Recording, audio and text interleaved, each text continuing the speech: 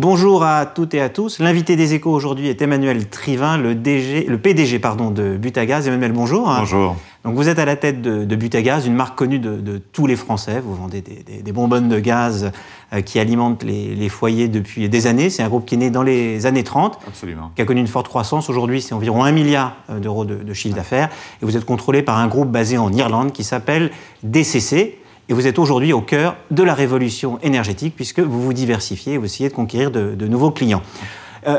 Deux mots peut-être un peu sur l'histoire de Butagaz. Comment est né ce groupe et comment il en est arrivé là où il en est aujourd'hui, hein ? Alors absolument, vous l'avez dit, Butagaz, c'est une entreprise et c'est surtout une marque historique et patrimoniale du secteur de l'énergie. Plus de 85 ans d'existence, quasiment 13 millions de bouteilles de gaz vendues, mais pas simplement, des citernes de gaz, du gaz naturel aux professionnels depuis l'acquisition de gaz européen au début 2017, et depuis là, un lancement d'offres à destination des particuliers, de gaz naturel, d'électricité, de granulés de bois, avec quasiment aujourd'hui 5 millions de ménages utilisateurs de produits Butagaz en France. D'accord. Quels sont les objectifs? Quelle est la stratégie? Comment est-ce qu'on se développe quand on est un acteur comme Butagaz? Quels sont les potentiels de croissance pour vous, hein? Alors, l'atout principal de Butagaz, c'est bien sûr sa marque, mais c'est aussi ses compétences en termes de qualité de service à destination des ménages utilisateurs d'énergie en France. Alors, historiquement, sur la bouteille et la citerne de gaz, et depuis quelque temps, des diversifications dans le secteur de l'énergie. Et c'est surtout cette compétence de relation client et de capacité à délivrer un service de haute qualité, multicanal à destination de ses clients. C'est-à-dire que vous avez une image de marque, des commerciaux, et donc ça vous permet de vendre d'autres choses. C'est ça l'idée, c'est d'élargir la palette de ce que vous vendez. Absolument, on a vraiment cette image de marque et cet ADN forte de crédibilité sur le secteur de l'énergie. En fait, le constat qu'on a fait sur le secteur du gaz naturel et de l'électricité, c'est que 10 ans après l'ouverture des marchés, encore une majorité de Français sont fournis par les historiques au tarif régulé de vente, alors qu'il y a sur le marché, et pas simplement Butagaz, mais d'autres acteurs des offres très compétitives, avec derrière un déficit d'information, un besoin de pédagogie, un besoin de réassurance. Les Français ont un peu peur de quitter EDF ou l'ex-GDF qui est devenu Engie. Alors, les Français d'abord ne sont pas tous au courant. Plus de la majorité des Français ne savent pas qu'ils peuvent changer de fournisseur de gaz ou d'électricité. Et ensuite, pour ceux qui savent, ils ont un peu peur. Ils se disent qu'ils vont avoir des coupures d'électricité ou de gaz, qu'il va falloir changer de compteur. Et puis surtout, ils ne sont pas certains de la qualité de service qu'ils vont avoir. Et c'est vraiment tout le pari de Butagaz, c'est de se dire qu'avec notre ADN et notre image de marque et notre crédibilité sur le marché, on est capable de faire une différence. Avant de parler plus en détail de ce marché, sur votre marché historique, qui est celui de la bouteille de gaz, c'est un marché qui se développe comment? Est-ce que c'est un marché qui décroît lentement? C'est un marché qui progresse?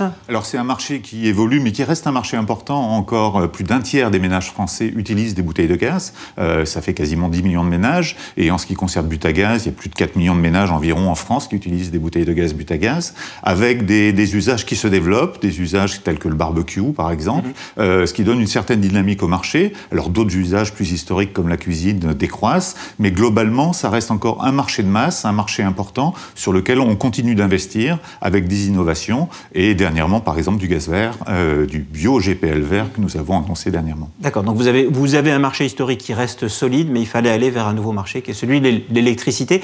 Qu'est-ce qui fait la différence entre vous et EDF ou alors d'autres nouveaux opérateurs qui ont pris un petit coup d'avance sur vous, comme Direct Énergie ou d'autres?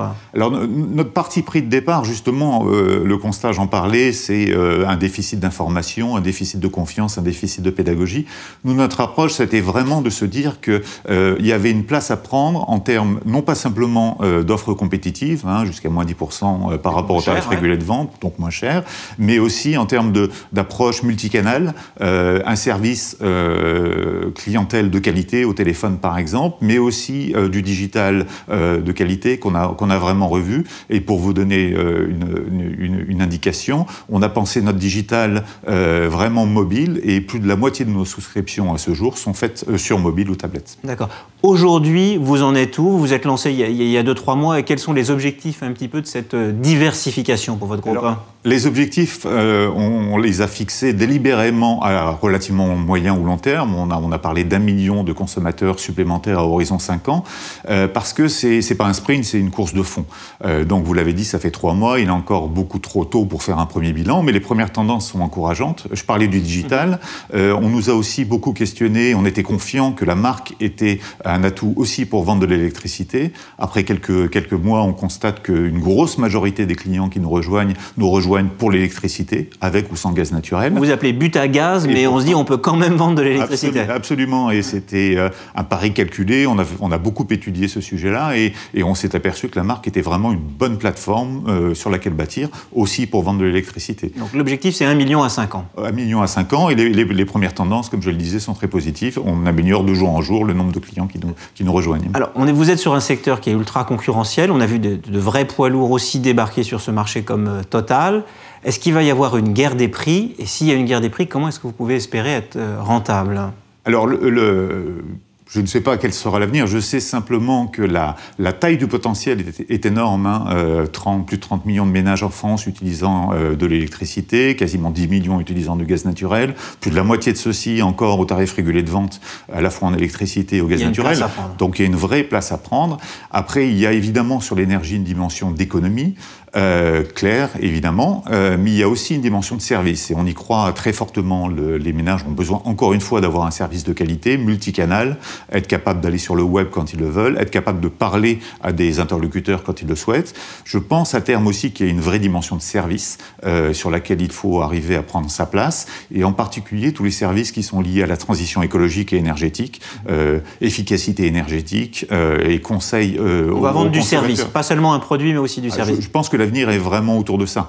C'est pas simplement de vendre ce qui, au final, est une commodité, indispensable au confort, mais une commodité. C'est aussi de vendre des services associés, et en particulier les services associés à la transition énergétique, parce qu'au final, il n'y a rien de moins cher comme énergie que celle qu'on ne consomme pas. Merci Emmanuel. Je vous dis à bientôt pour la prochaine fois des chiffres plus précis sur le nombre de clients que vous aurez réussi à conquérir.